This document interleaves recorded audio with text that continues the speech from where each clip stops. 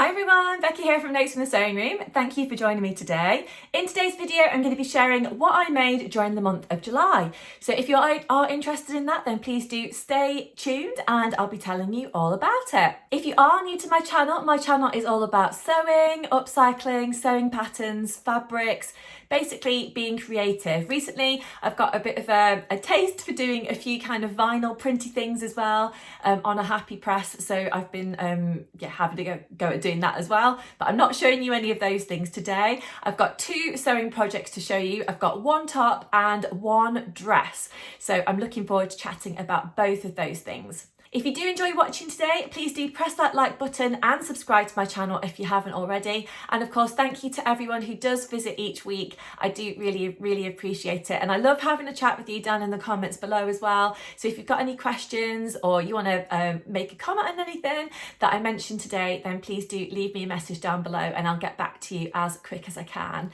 I just wanted to say a massive thank you as well to everyone who said congratulations about my baby news. I really do appreciate that. I had lots of lovely, really gorgeous comments and it was really nice. So thank you very much. I love that. So yes, thank you.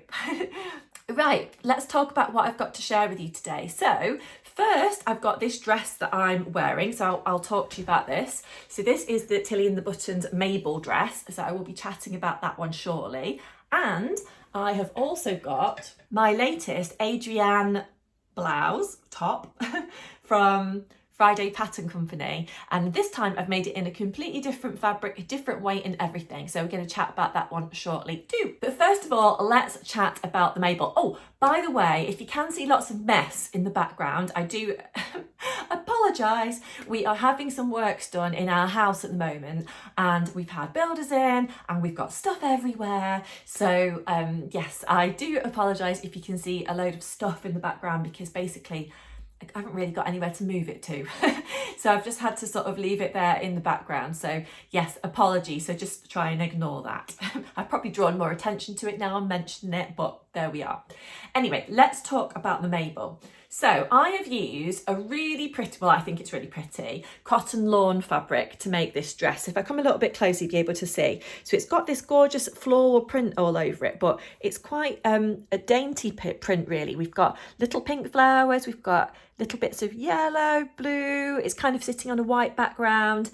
It's really pretty. I got the fabric from Merry Made Fabrics. I bought that via Instagram they've got a website and everything, so I'll link them down below. It's just a local shop to me and it's a really nice shop. They've got loads of wool and stuff in there as well, so if you are a knitter and you are quite local, I would recommend going to visit. But this is gorgeous fabric. I think they also had it in stock at Jenny Stitches as well. I'm not sure if either of those places have got it in stock now, but hopefully you might be able to get some from somewhere else if you did like it. But it kind of reminds me of a bit of a Liberty type print, but a lot cheaper. So but yeah, I really like it. So pink is one of my favorite colors, particularly this shade of pink as well, and so it's right up my street. Now, I heard a lot about the Mabel dress and I was keen to give it a go. I've been wanting to try it basically since it came out. As soon as I got the email to say we've got a new pattern from Tilly and the Buttons, I jumped on it and ordered the pattern straight away. But that was actually quite a few months ago, I suppose now, and I've just really kind of not got round to having a go. And I've seen lots of gorgeous versions on Instagram and YouTube and stuff, and I was really wanting to have a go as soon as I could. So I'm really pleased that I have now, and I can't believe it's taken me so long because I really love it. Some of my favourite features about this dress are the neckline. So you can see my bra a little bit just underneath, but I'm not too worried about that. It's kind of a square-ish neckline here, and I really like that, and that's on the front and on the back, you can see as well. So I think that's really pretty. You could wear a nice necklace or something if you wanted to. I actually don't tend to wear a lot of necklaces, even though I really like them. My toddler thinks they're very interesting and tries to pull on them. So I don't tend to wear them unless I'm going out or something. but I was a little bit concerned about starting this project because I've never done shearing before. But actually, I think if you are going to try this project and you haven't before, the shearing is probably the most complicated bit. But apart from that, it comes together really, really nicely. So I suppose kind of cheated with the shearing, so I shall tell you about that. But basically my sewing machine didn't like the normal shearing elastic, so I tried this fabric as a test with it, and I also tried a slightly heavier fabric as well. I tried a couple of different types of shearing elastic in my bobbin. I watched a few different videos and stuff like that. Thank you for all your tips as well that you gave me, but basically I don't know what it was, my machine just wasn't really taking to it. It looked a bit messy, and I couldn't quite get it right, so I just wasn't really happy with it. So one day I was on Instagram scrolling as you are, and I came across this video about prim shearing elastic, and I was like, oh, what's that? And if I'm going to put in a picture of what this actually looks like as well on the screen so you can see.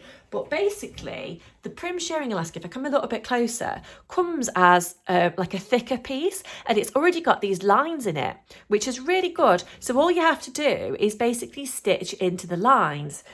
So that's what I decided to do. So I actually used a lightning bolt stitch to do my shearing on this, and the way that I applied it, I wasn't sure, with it being a different type of shearing elastic, how I should actually apply it. So I had a bit of a trial and error approach, I suppose.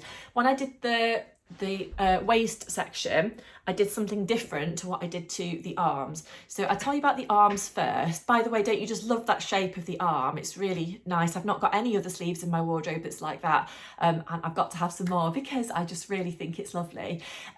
Anyway, I basically had the sleeve part, the sleeve piece of fabric flat. Then I took the shearing elastic, and I made sure that I'd measured out on the pattern pieces. It shows you where the shearing elastic should actually go. So I marked that onto the inside of my fabric with some chalk. So I'd got basically a line, so I knew that where the elastic actually had to go. And I marked the kind of the two end points, and the centre point, so I've got a bit of a guide of where to take me where to take myself on the journey of stretching my elastic. So then I put the prim elastic at one end, and then I basically stretched it as I was stitching the whole way along the sleeve piece, and then when I came to join it up, I literally just joined it down the underarm piece. So hopefully that made sense, but I think that was the best way of doing it. However, when I did the waist, I did that in a slightly different way. So I actually cut the elastic for the waist just slightly smaller than my waist measurement because I thought it was going to stretch.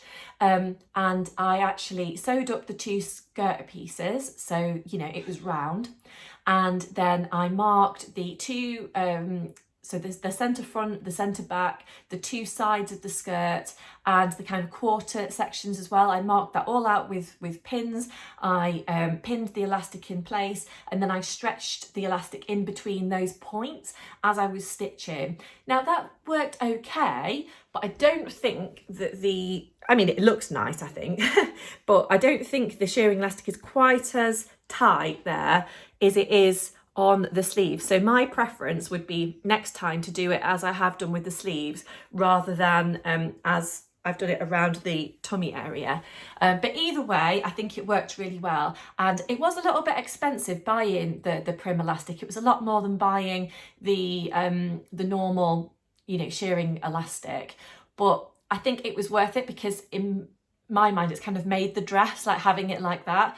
The pattern I think talks about having 5 lines of shearing along the arms, and I think along the tummy section as well, but I've actually done 3 lines instead, which I think was plenty because because of the width of this shearing elastic. I just kind of wanted it kind of even where I'd actually did my stitches, but obviously make up your own mind, but I think that is plenty shearing for me personally anyway. I really like it's a kind of empire style dress, and being pregnant, this actually works really well for me at the minute, but it would be great anyway for me. I really like this. I did actually take 2 inches, I think, or 2.5 inches off of the length, and it's still quite long on me. I know it's supposed to be a kind of midi length type dress. I'm 5'10", so if you are more petite than me or you're taller than me, it's worth keeping in mind when you are drawing out those skirt pattern pieces, you know, if you want it to be longer or you want it to be shorter. I think I'd probably keep it this length for myself at the moment, but I don't know. I think perhaps in the future I might make it slightly shorter so it's more like knee length. I would also next time consider putting a ruffle on the bottom because I think that would be quite an interesting detail. I've seen a couple of people do some ruffles as well on the bottom of their Mabel dresses, and I just think it looks really nice. So I think I might try that next time, but yeah, we shall see. By the way, with the skirt pieces, it's with the skirt pattern pieces, the paper pattern that I had was done slightly differently to other patterns that I've had before. Basically, the pattern pack comes with the pattern pieces for the kind of bodice, and you can do the peplum top, but if you want to do the skirt you have to draw those out yourself. So it gives you the measurements and then you just draw it directly onto your fabric, or you could you know, use some baking paper or some pattern paper or whatever you wanted to do, and make those pattern pieces and then cut those out. But I actually thought that was a really good way of doing it, and it saves on paper, it's better for the environment and all that kind of thing. So yes, I was impressed with that. The other part of this pattern that I was a little bit nervous about doing was it's got some elastic around the sleeves here, which I've not really done on a dress like this before, and that was actually really straightforward and easy to do, so there was no need to be nervous about that. You just make a channel and then put the elastic through, so that was easy. And then this front section as well is quite nice, so you've got a little bit of elastic in there, but you've also got this tie as well. So I've literally joined the tie on at the front there. I'm not sure how easy you can see that, how good you can see that, but the tie doesn't really do anything, it's just kind of for show. You probably could make that section there so it is actually functional with the tie if you wanted to, but I think it, you know, going along with the pattern instructions as they're meant to be is great. It works really nicely. But yeah, I'm so impressed with this pattern. I am a big fan of Tilly and the Buttons patterns anyway, but this is just like the perfect summer dress. I've been thinking about how it could work in you know, the cooler weather, because we're coming into autumn soon, and I've been thinking about maybe making the longer sleeve version and then possibly wearing it with some tights and shoes and a cardigan and that sort of thing.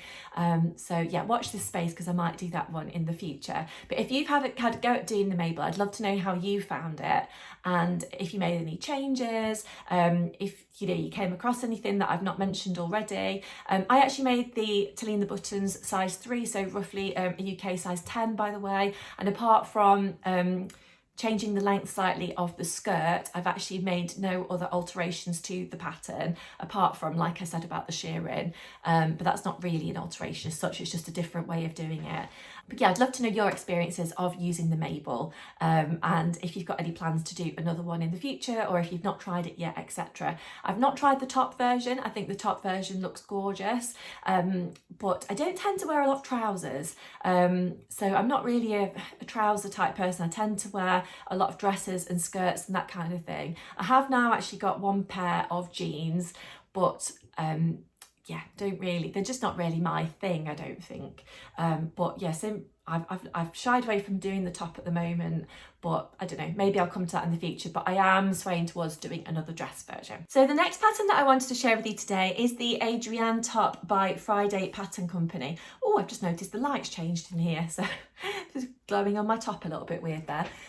So this one, you probably know if you watched my last video, I shared a version that was made in a viscose jersey, and I really liked it. It was gorgeous, kind of flowy material, and I just wanted to try it in a different material just to kind of see how it would work, what the difference would be basically in you know, the structure of it, how it kind of worked on me, etc. So I had a go at doing it in a cotton jersey, which is obviously a little bit more stable.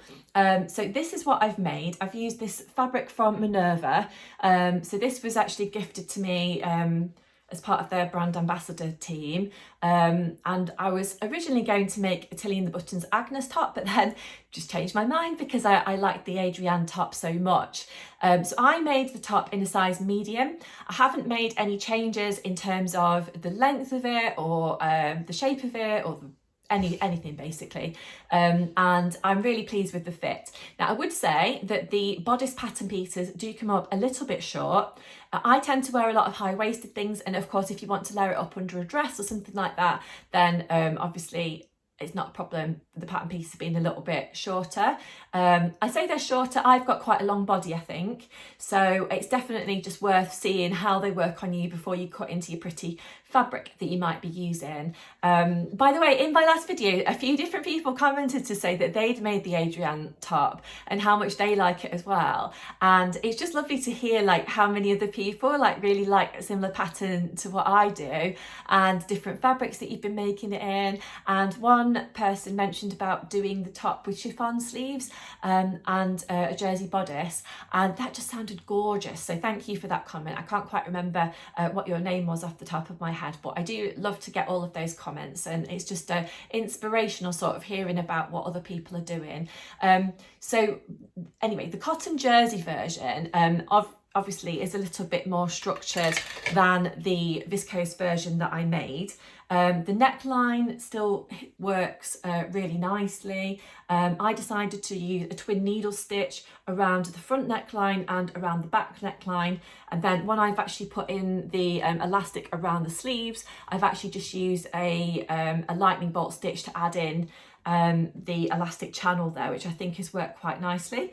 I've also put in a little label, one of those Minerva labels, just at the back, just so that I know really which is the front and which is the back, because I think you could probably get a little bit confused otherwise.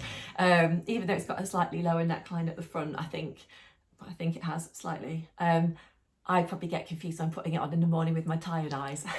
so it's quite nice just to have a bit of a label at the back. I love the sleeves on this top. In the cotton jersey, they are, as I said, a little bit more structured. I don't really know how else to say that, but they just kind of sit differently on the body to what the viscose version did, but in a nice way. I'd say that it's probably slightly more difficult to get the arms of this cardigan. It's more difficult to get the arms of this top underneath a cardigan because they are a little bit more structured. So basically I found that I need to wear either a very loose cardigan that's got kind of bigger sleeves, or I need to wear a cardigan that's got kind of like bat wing type sleeves, and that seems to work quite well with this top, because we have had a few cooler days recently, even though we are still in summer. We've not had the best summer here weather-wise in the UK at the moment, so and we're almost at the end of summer, which is a shame. So I would recommend trying it in the cotton jersey. If you've got some cotton jersey lying around at home and you're curious to find out how this top would work in the cotton jersey, I think for me personally it's worked quite well. The cotton jersey that I've used has got, you know, a fair amount of stretch to it, not absolutely loads, but a fair amount. And I would describe it as a mid-weight type of fabric that I have used here. It's certainly a lot heavier weight than the original viscose jersey that I used for my last version. I will be putting in some photographs of what I actually look like in the top so you can see that. But I'd love to know how you found making this top, if you have had a go at making it. So yes, do let me know. Oh, William's come to say hi. Do you want to come and say hi? Yeah? Ready? 1, 2, 3. Oh, you say hi. Hi. Hi. But that's all I've got to share with you today. So if you have enjoyed watching, then please press that like button and subscribe to my channel if you haven't already. I'd love to know what you're working on this week or this month as well. So do let me know about that.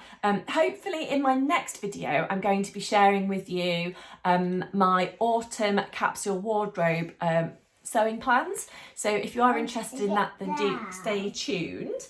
But yes, I shall leave it there, and I shall speak to you all really soon. Thanks for watching today. Bye.